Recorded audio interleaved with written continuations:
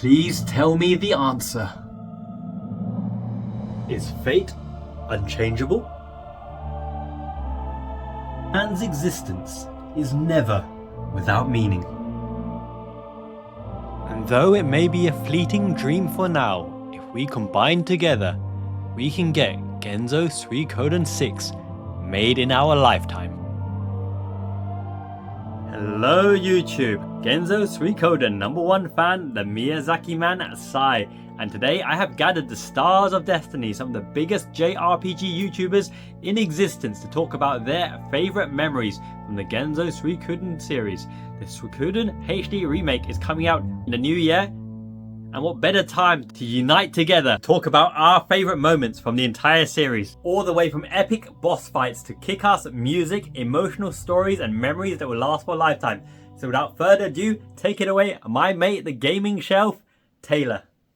What's going on, everyone? This is Taylor from The Gaming Shelf, and thanks, Simon, for having me on to talk about some Suikoden memories with the HD Remaster collection coming out real soon. And I gotta say, the original Suikoden is one of the more pivotal JRPGs in my life. I know I don't talk a lot about it on my channel, but back in the day, I was super into JRPGs and RPGs, and then I kind of just stopped playing for years and years. I was just playing sports games and World of Warcraft and games like that. But then I thought there were so many classics that I missed, and one of the games that I wanted to play that I never played back in the day was the original Suikoden. And so I had a PSP, and back then you could load up the classics versions of those games, so I played it on the PSP, and I just had an amazing time with it. I'll always have very fond memories because, like I said, that's the game that kind of got me back into JRPGs, or one of the games. And I think what I enjoyed so much about it, and I think is one of the big draws of the series, was just recruiting all the characters. Like, you start off very simply, you know, just you and a few characters, but then eventually you get that castle. Every time you recruit characters, you come back to the castle and you can kind of see all the new facilities that have been built up because of them. And so to me, that was always a blast, just to see, okay, who's this new character? What can they contribute to my castle?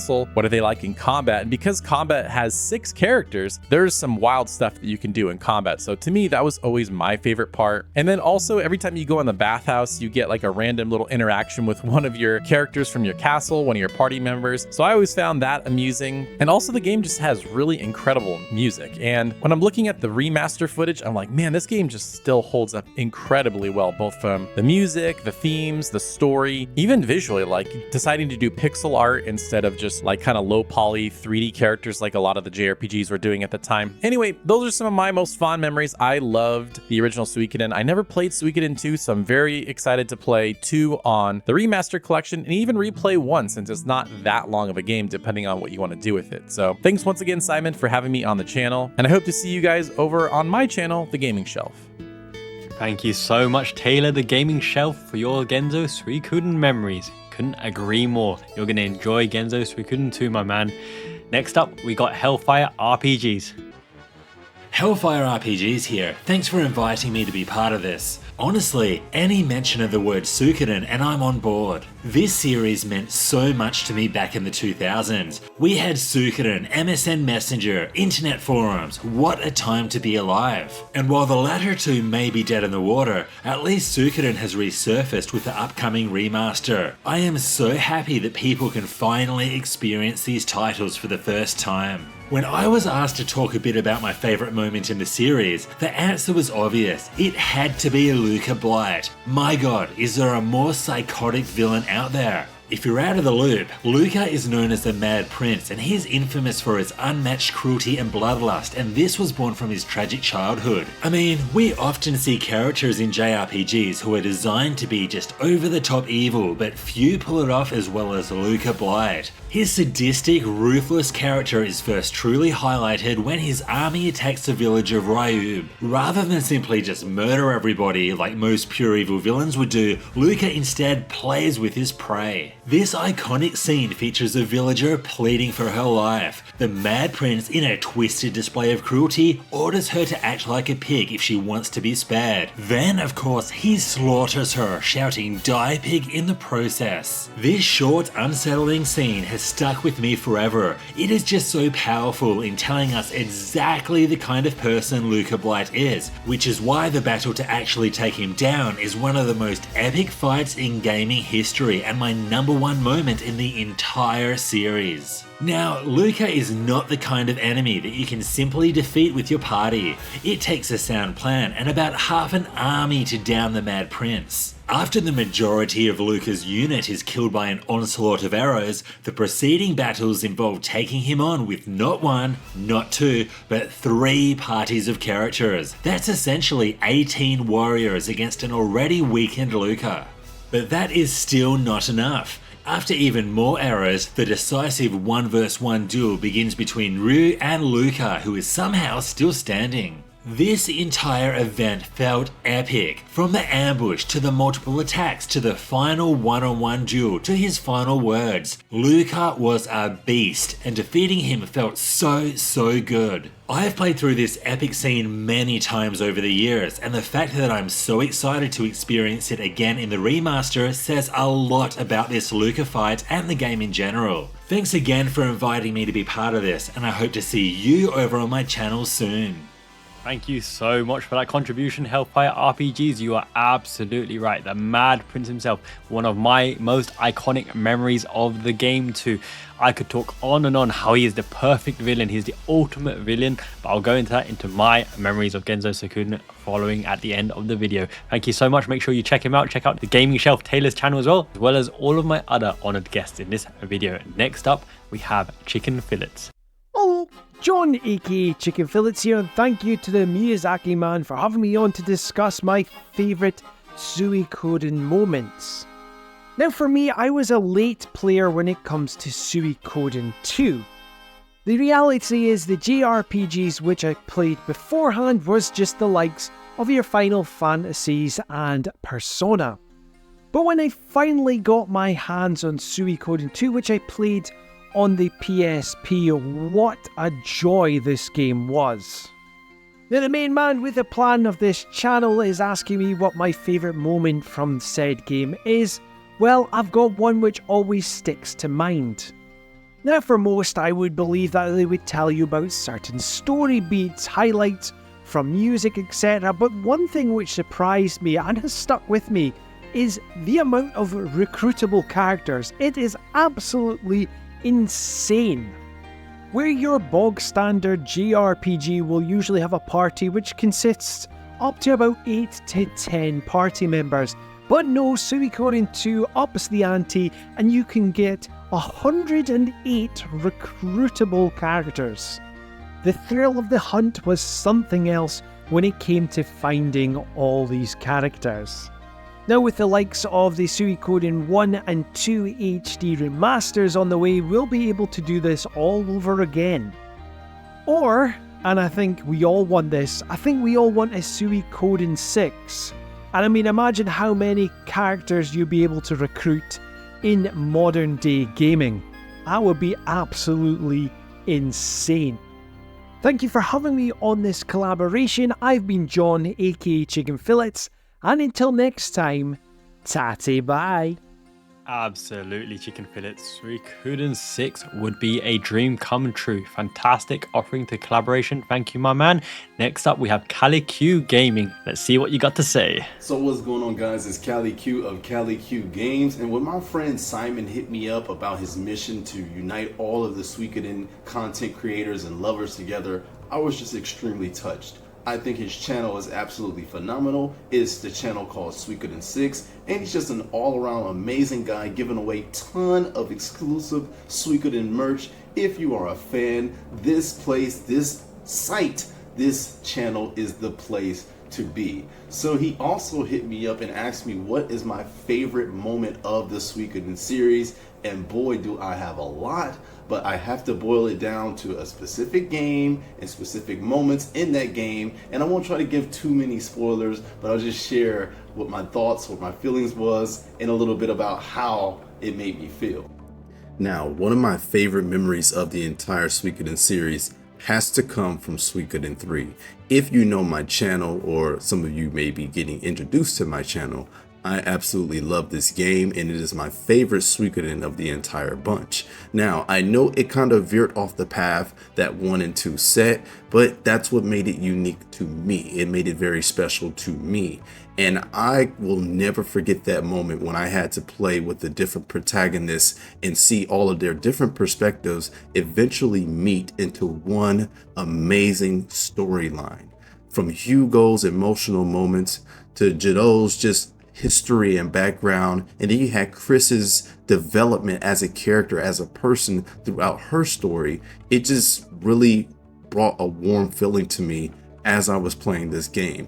And you got used to these characters, you got used to their lifestyle, you got used to the things that they were used to, you got used to the people that they are. And then when you had to see them all come together and put their differences aside for the greater good, I thought it was one of the best handling of the multi-perspective storylines I've ever seen. And to this moment, that moment where you have to decide who the Flame Champion will be, that moment where you have all these different nations and different groups of people coming to one under the Flame Champion to unite against the big bad kingdom of Harmonia. It was something heartwarming about these characters and these people putting their differences aside and coming together to not only defeat the enemy, but to form a lifelong bond. And I think that's what has remained with me for the remainder of my life ever since I've played this game, was seeing how Hugo overcame his hate for Chris, seeing how Chris found to come to love her father. These were the things that made this game's story so special to me.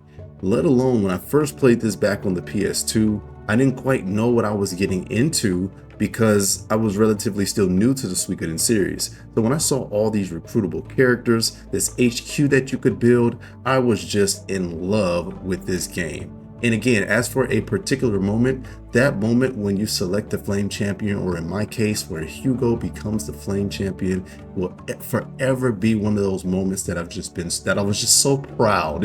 It wasn't even me in there, but I was so proud of our characters for raising through the ranks and rising up in the people's eyes the way that they did. So this game for me, especially the ending and when you have to go through that final dungeon with each of the characters and each of their different teams, it really taught me the power of putting aside your differences to accomplish a greater good. So for me, the entire game is a favorite moment of mine, but this is one of my favorite memories of the Suikoden series as a whole. Just being able to experience such a complex story just brought a warmth to me that not too many JRPG series can do.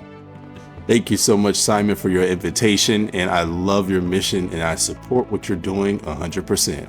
Thank you guys, and I'll see you later. Q Games, my man, that was an absolute emotional roller coaster through the journey of Genso Suikoden 3. I think that game is highly underrated. Everyone needs to give it a go. And that intro, my goodness, that intro always brings a tear to my eye. Love this story. Thank you so much for your contribution.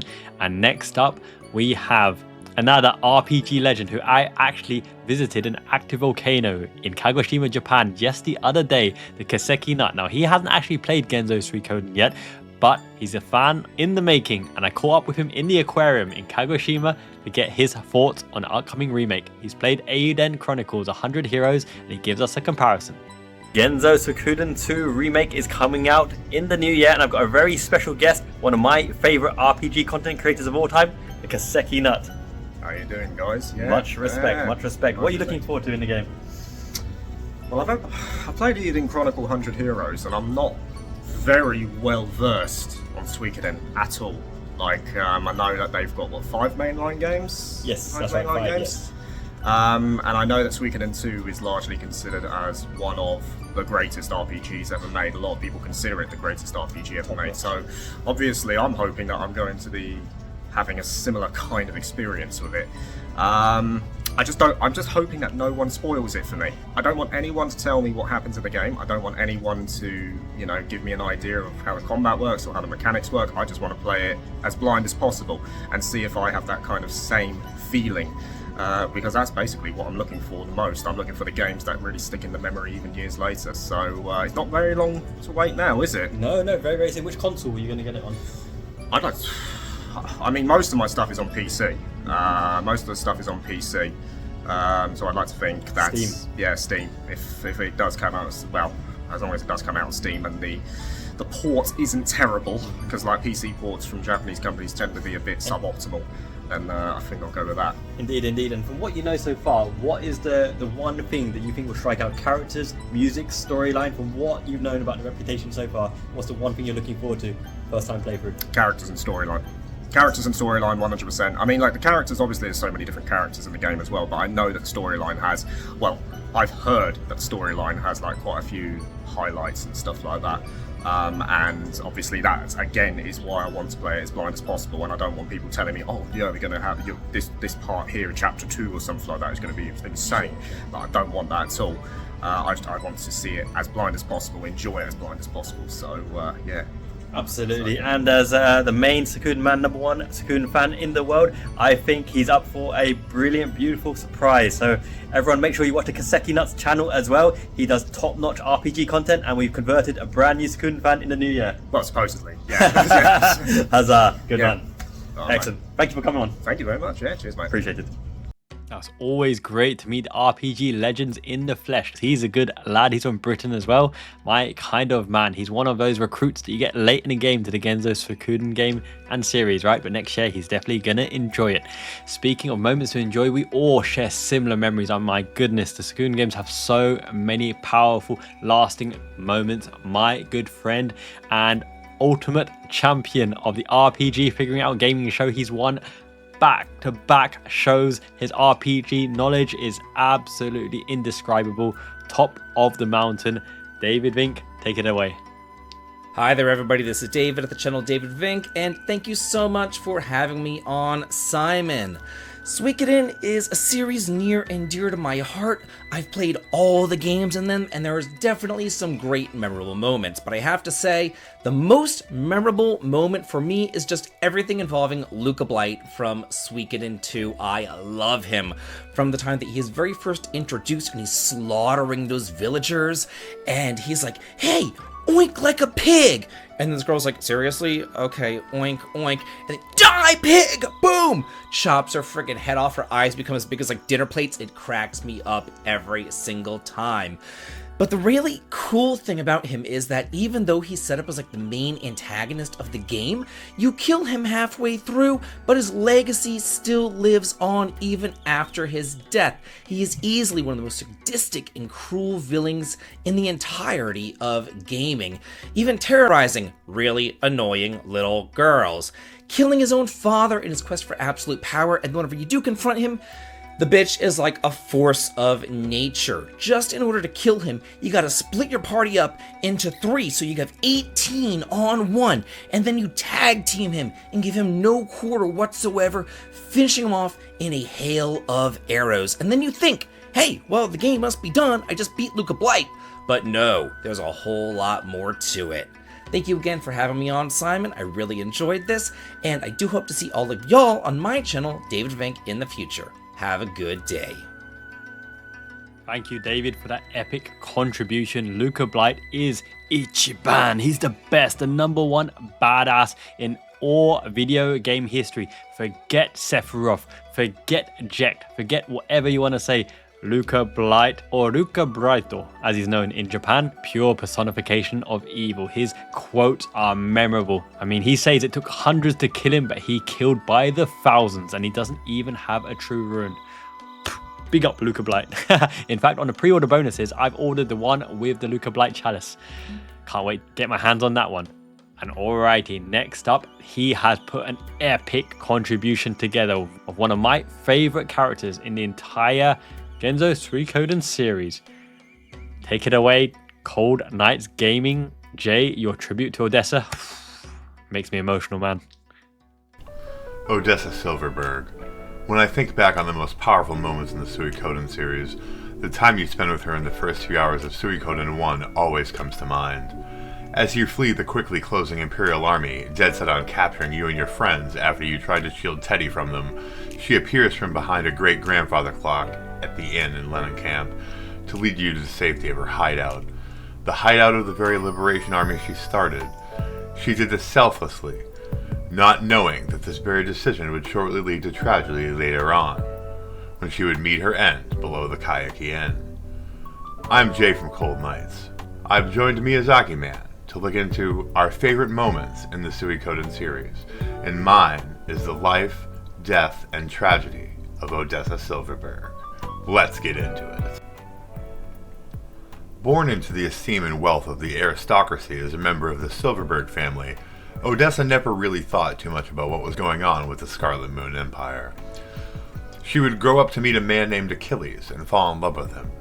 Achilles was part of the anti-imperial movement, a loose group of aristocrats and citizens alike that were concerned over the corruption they saw in the empire.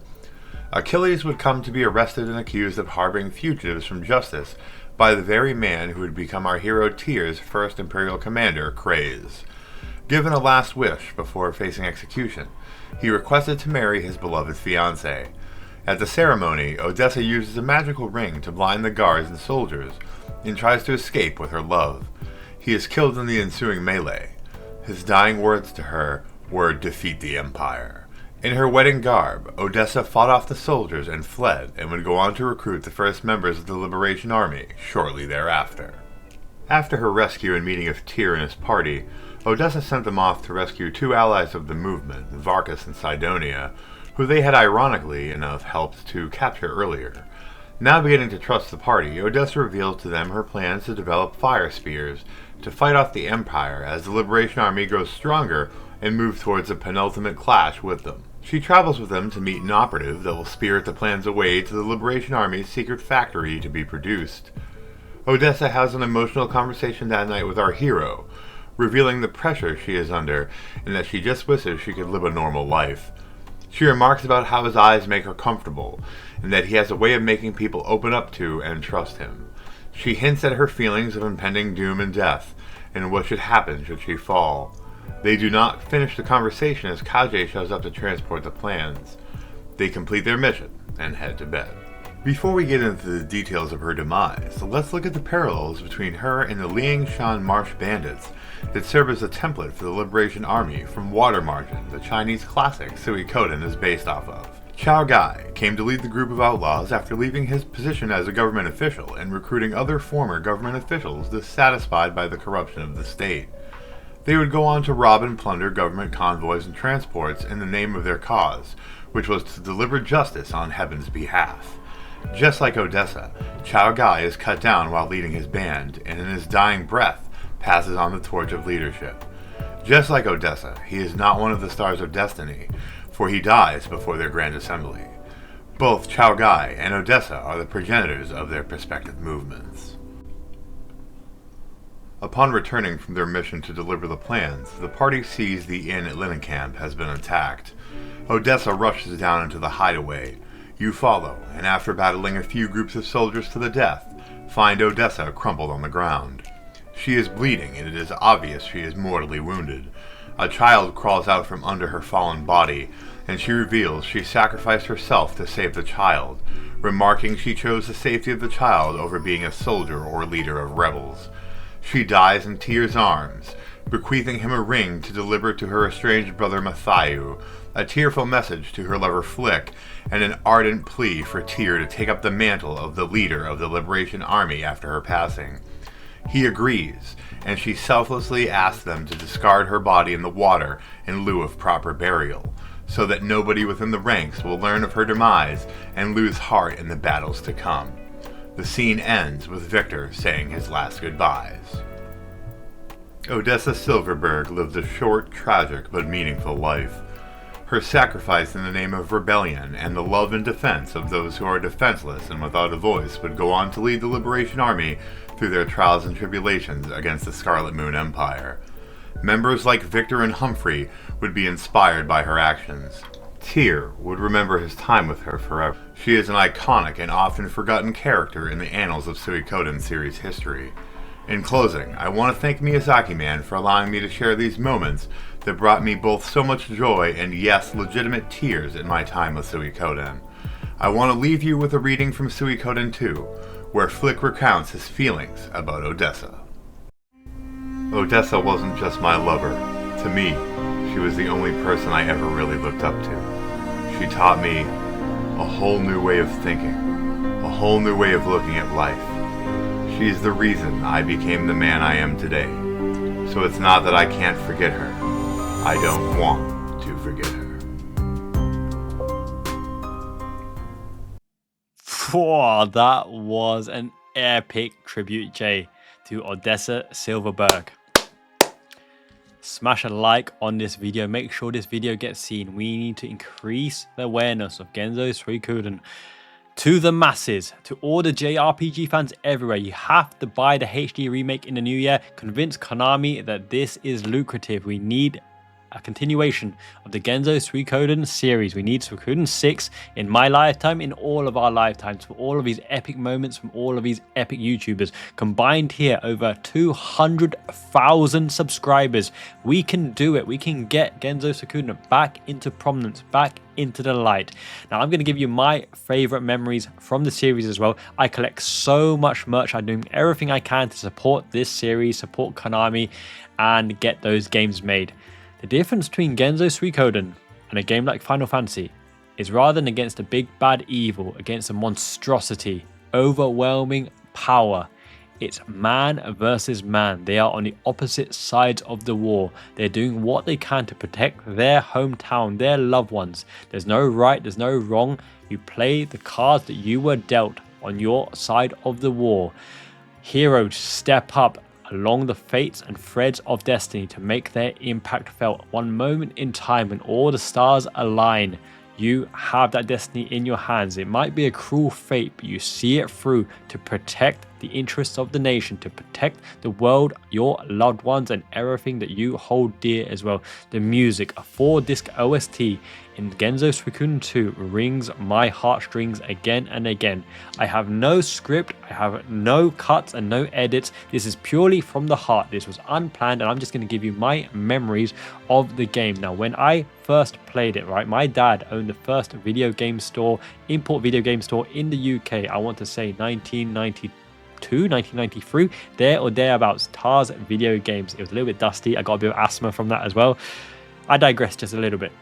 When I got my hands on the first game, right, this was the first truly epic game where the characters really meant something. They had a backstory.